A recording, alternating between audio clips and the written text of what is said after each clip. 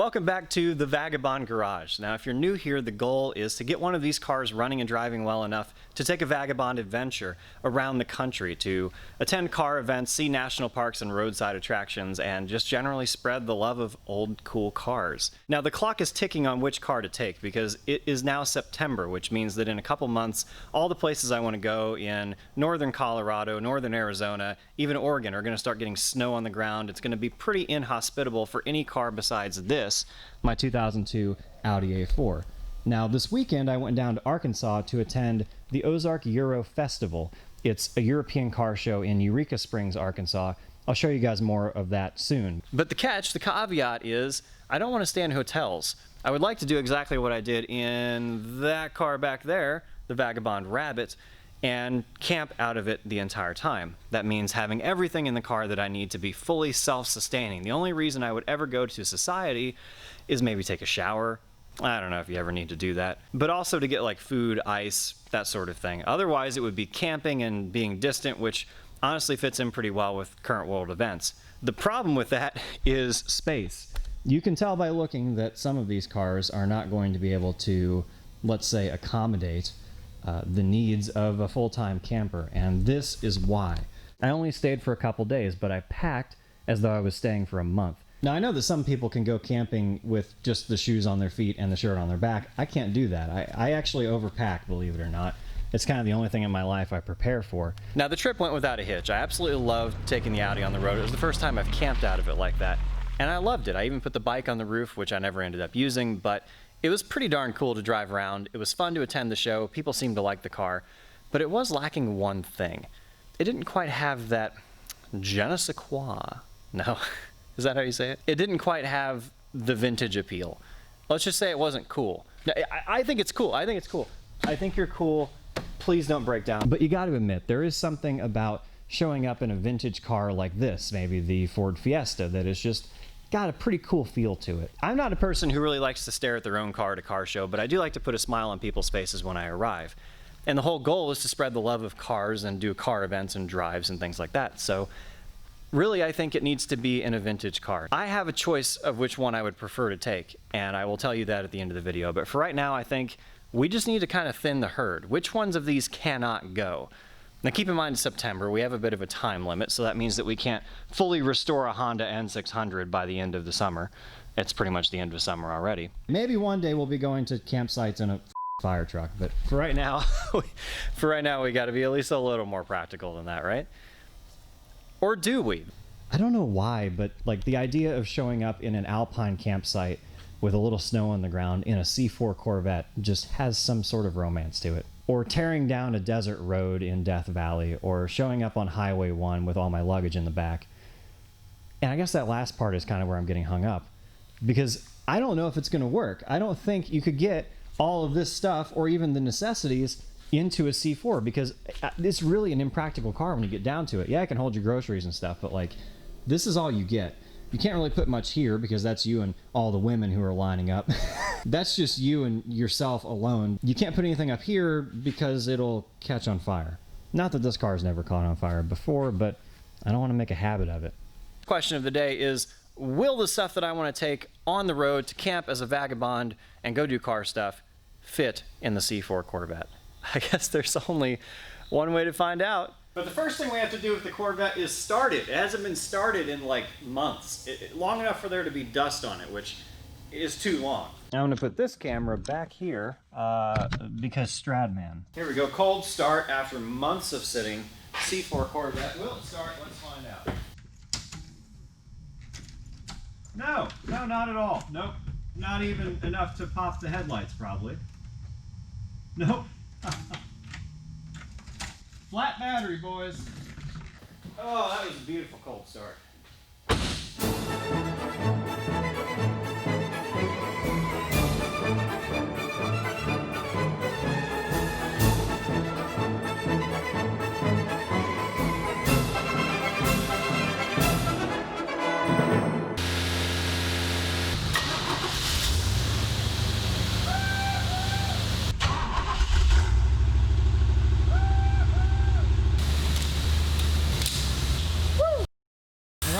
can hear pretty well the air leak, which is the reason that we're not driving this car right now. But I mean, you can't just start it up and not drive it, right? Pop-ups engage. I swear I did not stage this, okay? I pulled the Corvette up from the wall, and look at how close I got to this gas tank, okay? Look at this. Boys, that I can see a little bit of light right there. You see that? That's not touching. And that's not touching. That is so satisfying when that kind of thing happens. Also, I've seen enough movies to know that if I had actually hit it, it would have exploded. There's only one way to find out if this stuff fits in here, so let's give it a shot. Congratulations, you've just won an all-expenses-paid trip to the middle of nowhere in this 1986 Chevrolet Corvette. This machine comes fully loaded with everything you need to travel the world and break down only halfway there. Items included include, but are not limited to, jumper cables, bungee cords, ratchet straps, tow rope, Dremel, floor jack, 2 stands, a toolbox full of hand tools, oil pan, paper towels, latex gloves, a quart of power steering fluid, a quart of brake fluid, a gallon of oil, a gallon of coolant, a gallon of distilled water, 3 gallons of purified drinking water, an empty gallon for peeing in, 2 rolls of luxury toilet paper, a week's worth of canned food, a week's worth of Pop-Tarts, camp stove with pots and pans, propane and propane accessories, matches to start a campfire, fire extinguisher for the car, not the campfire, GoPro, laptop, Canon Rebel, camera bag, charging cables, power inverter, FM transmitter, shirts, shorts, coats, sandals, Converse, Crocs, Uggs, and bathroom supplies, including a toothbrush, cologne, and a family-sized bottle of Pepto-Bismol. All right, well, there you go. Officially, I'm pretty surprised about this, actually. Apparently, you can fit everything that you need to be self-sustaining inside a C4 Corvette. Now, there are a couple of sacrifices. Number one, you don't get to take all the honeys with you anymore because you got to use the front seat. Some items to note up here are blankets for when you get cold in the tent, pillow for your head, obviously, laptop for editing purposes, an ice scraper because we ain't staying in Kansas and Missouri, I'll tell you that much. Some waters, emergency waters, you got to carry enough to keep yourself hydrated, a full-service restroom, and some toilet paper.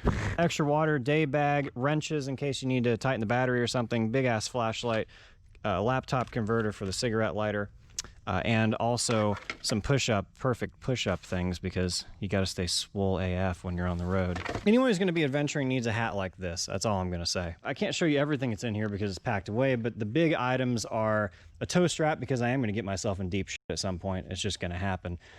Straps and bungee cords because if the car falls apart, you got to strap it back on the roof. Sleeping bag, oil pan, and tools necessary to change the oil, including gloves. Underneath that are the tent, the rainfly, and the footprint, paper towels, an entire toolbox full of tools, pretty much every tool you can think of, hand tool wise.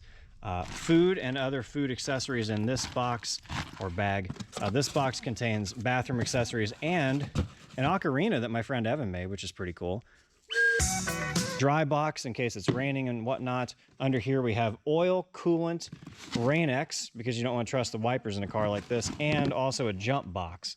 If you're not familiar, that's a car that packs enough punch to jump start the car. I mean, a box that, never mind. Heavy-duty jumper cables that are long enough to reach the next car over. My clothes, as a professional hobo, are packed literally in a plastic bag and a paper bag.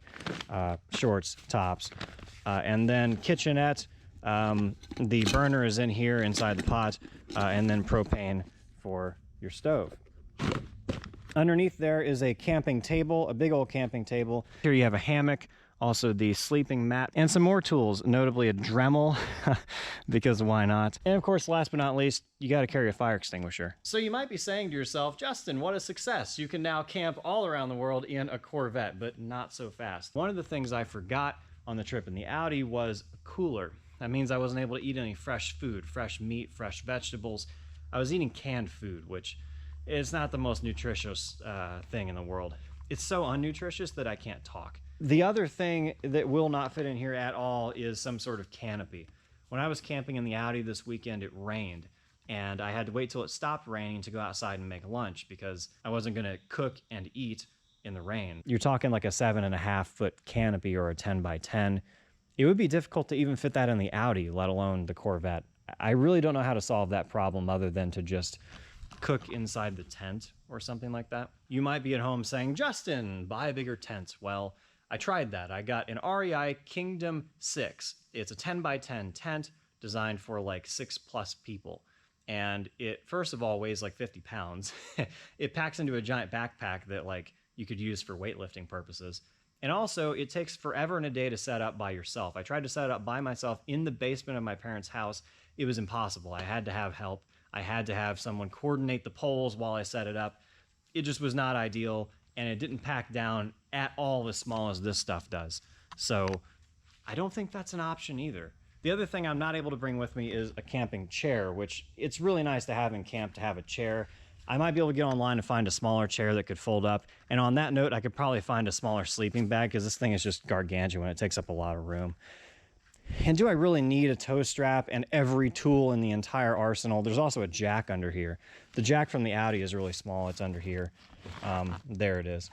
But do you really need all that stuff? I don't know. But I like to be as self-sustaining as possible on these trips. If I break down, I want to be able to fix it. I don't want to have to sit there and wait on a tow truck in the middle of nowhere. Especially if you're going to do something like a drive to Alaska, where you can't really call a tow truck when you're out there. You're kind of on your own. Yeah, that's cozy.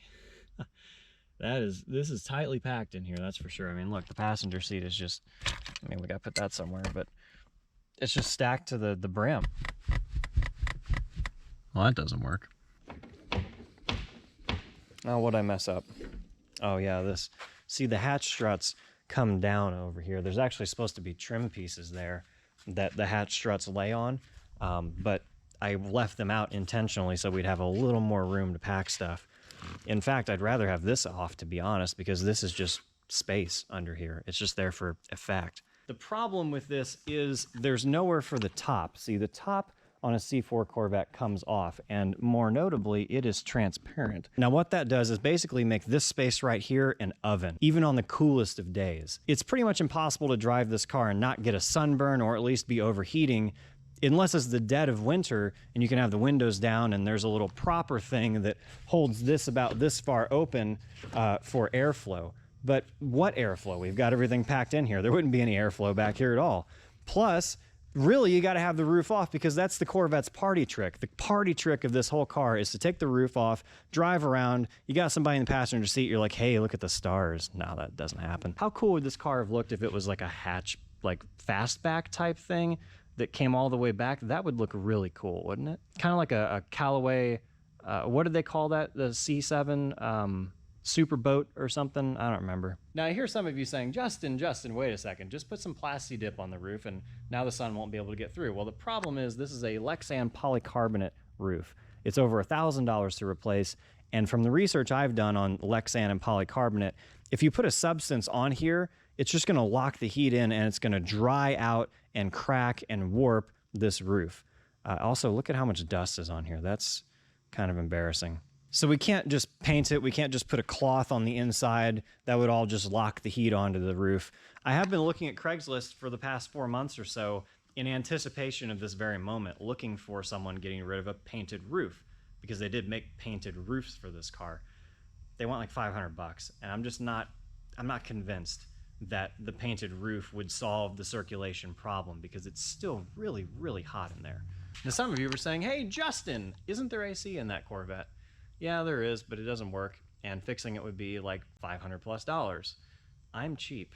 It would be really cool if this had a roof rack or some way to attach stuff to the outside of the car without drilling into the fiberglass and making some kind of rack system. Even those sticky suction cup things that you can buy, you still have to be able to open the hatch. Also, this top is glued to its mounts.